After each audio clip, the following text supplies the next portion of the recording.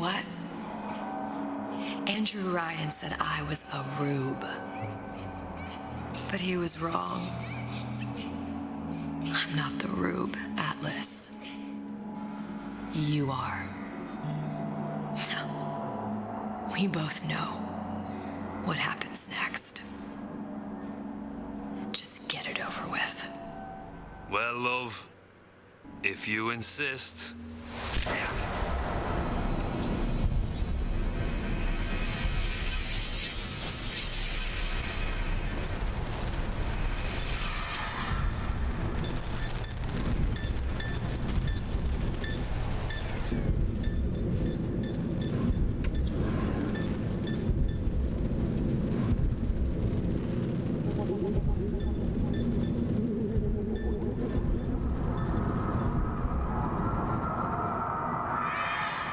What is this?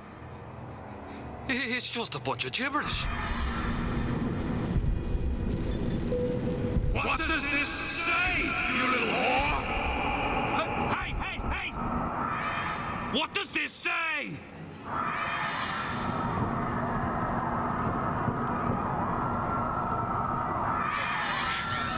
It says... Would you kindly... We've got the activation phrase. Now all we've got to do is get that genetic freak of nature on an airplane, and Rapture's ours.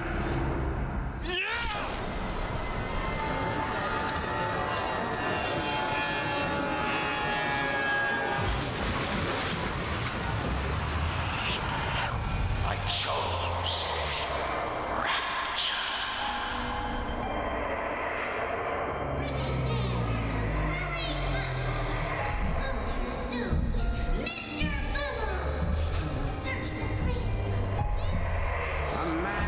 Chooses. A slave obeys. They say to save one life is to save the world entire. It is you who are their savior.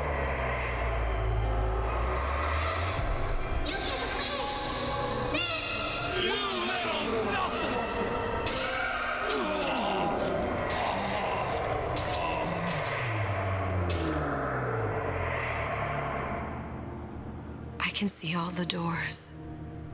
And what's behind all the doors. And behind one of them, incredibly, I see him.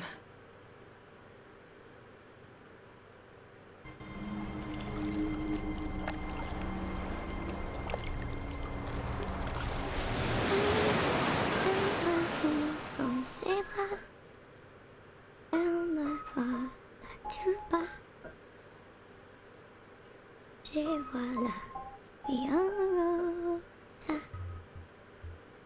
Il m'a dit des mots d'amour, des mots de tous les jours.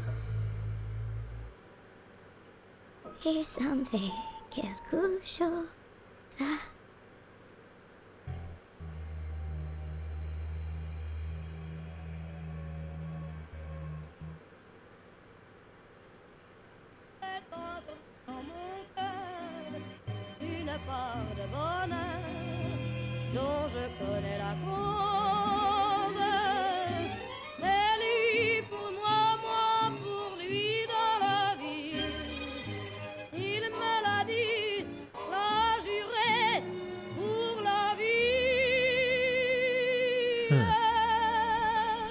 So basically, she knew that she would die, but she knew in the process she would bring your character into Rapture, and your character would end up basically bringing Rapture down and saving all the little sisters. So that's why I guess she sacrificed herself to do that. Very interesting. There's still a lot to think about, like the ties between Suzhong and Flint and the Lutesses. So did the Lutesses know this as well? Like, I don't know if I really go into that, like, because the Lutesses wanted you to be able to kill. And there was really no reason for it other than to kill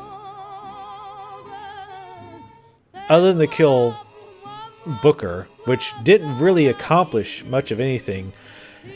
That's the thing, like, and that's the one thing that I keep falling back to is like, well, that's all great, that's all well and good that you've helped to destroy this one version of Rapture, but there's like an infinite number of other Raptures out there in multiple realities. So I guess maybe that's what she meant. The one part she said that she couldn't hope to stop, like, all the stuff going on with Rapture and the little sisters, but she can hope to make a dent. So I guess she's saying she's making a dent by destroying this one Rapture. Maybe that's what she was. You ready? Oh, she looks a lot different than. See the pyramids along the Nile. Wait, that's not her, I don't think. Is it? Watch the sunrise from a tropic isle. Maybe it is. Just remember, darling, all the while you belong to me. See the marketplace in old Algiers. Send me photographs and souvenirs. Just remember, when a dream appears, you belong to me, and I'll be so alone without you. Maybe you'll be lonesome too, and blue.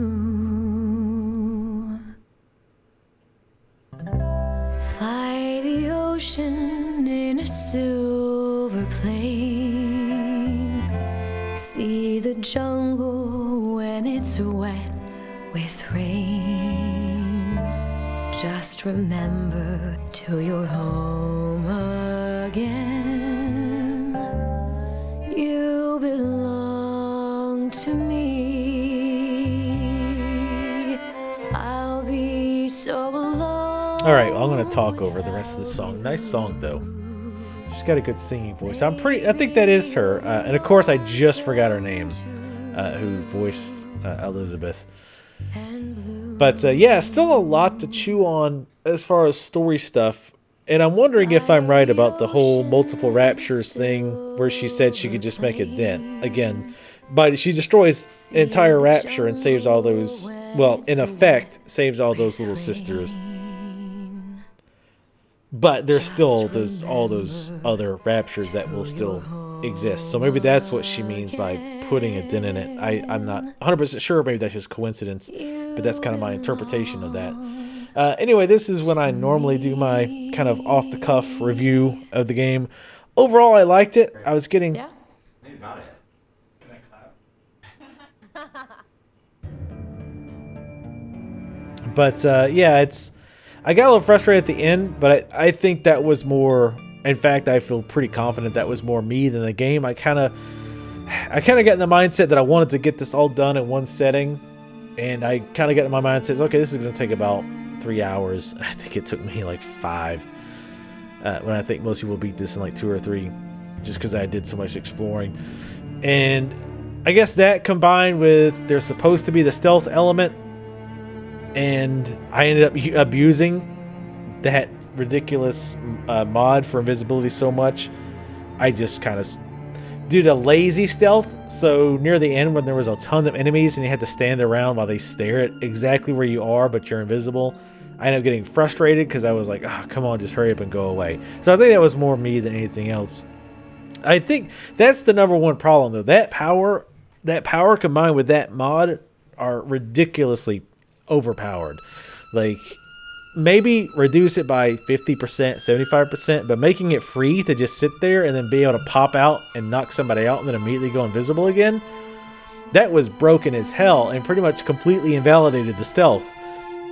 It would be like if you had an FPS game where you had health and, you know, bullets and guns and all this, but then you have one gun and you get a mod for it that has infinite ammo and the gun is like the BFG. And it also, at the same time, makes you invincible. Like, it's like, well, it kind of defeats the entire purpose of that mechanic, right? So it's like, okay, we're going to make this stealth, but we're going to take any skills away. Oh, wow. I'll probably have to, like, lower the sound on this a bit when I do it in post. But, yeah, I love Rapture. I love the setting. Obviously, I love Rapture, but I mean, just the set pieces, the way the areas looked. I think that looked phenomenal. Just the setting, the atmosphere was really good. There was some good creepy shit going on, like when you're looking at that one viewfinder thing for the artist guy and the thing pops up for you. Even though I was totally expecting that, it still freaked me out. So that was pretty cool. I really did not like the same problem I had with Burial at Sea Episode 1, where you go through an area and you go to the end of that area, pick up whatever it is you need, and then on the way back, oh look, there's enemies respawn. Or there's enemies, you know, have come in since you've left. Like, doing this once or twice, okay. But every single time, like, that's just so lazy. And it's so gamey. That's the term I tend to use. Like, it takes me out of the experience. It reminds me, oh yeah, I'm playing a game. Because I always know that there's going to be enemies in there when I go back. Not because of some kind of logical reason, but because the developers thought, oh, okay, well, you need a challenge when you come back. It's because I think it's probably because you're backtracking so much. They want it to feel like, well, I've cleared all the enemies out, and now I'm not going to fight another enemy for 30 minutes because I've killed everything. So I think that was not the right way to go about it. I'm okay. Again, do it once in a while and give me a good reason. For example, later on near the end of the game, Ryan's troops were there. So it made sense that Fontaine's troops that I got rid of, now that I'm coming back, Ryan's invading. So that made sense that they were there. So there was other things like the Big Daddy not attacking you, but he would attack everyone, or he didn't attack the troops. Maybe that was a Sushan thing. Maybe Shang worked with, with Atlas and made that one guy not attack the peasants. I don't know.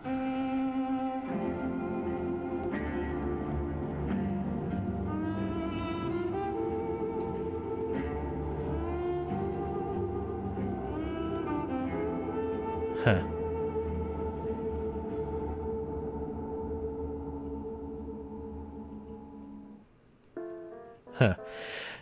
I do wonder about her thinking about being on the plane. I don't think any form of her was on the plane. I think she just knew what was happening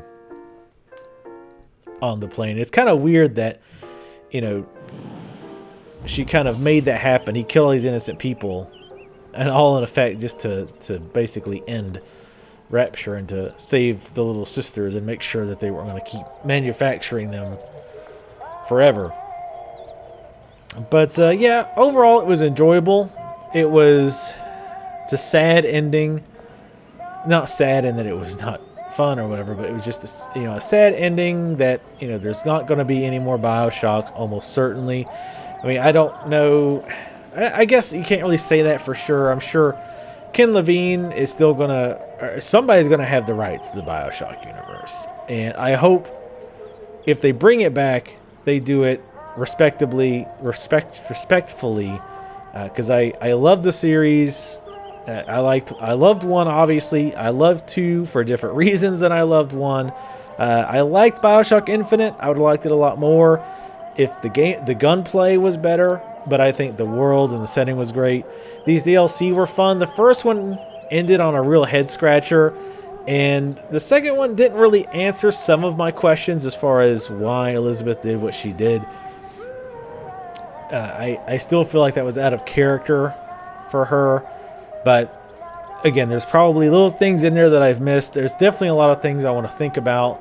And then eventually, you know, check a website and Reddit and see people discussing it after I've kind of formulated my own opinions on what went down. But that's always a good sign for a game, I think, is when you're thinking about it once you've finished it. Not just the gameplay, but you're thinking about the story, the world, why everything happened the way that it happened. I think that's awesome. But yeah, I enjoy the DLC. It's one of those that it's hard for me to give a score to right immediately because I feel like I need to think on it more. But off the cuff, of 1 to 10,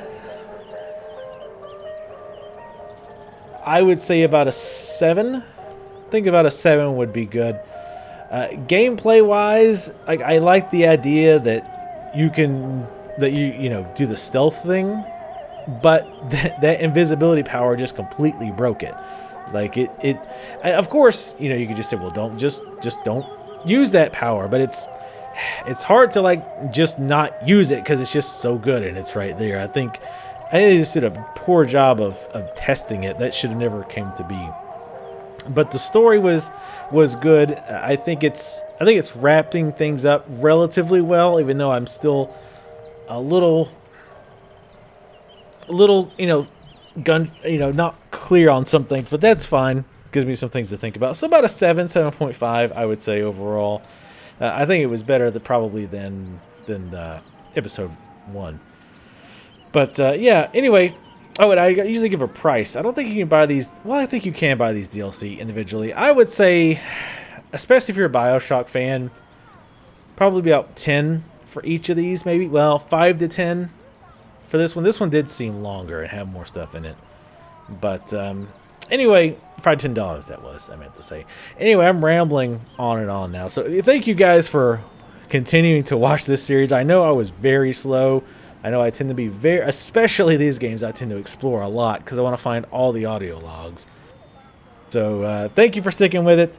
As always, like my videos. If you like them, it does help me a lot. Follow me on Twitter. I'm quite active there. Leave comments. Let me know what you thought of the series, and I'll see you next time.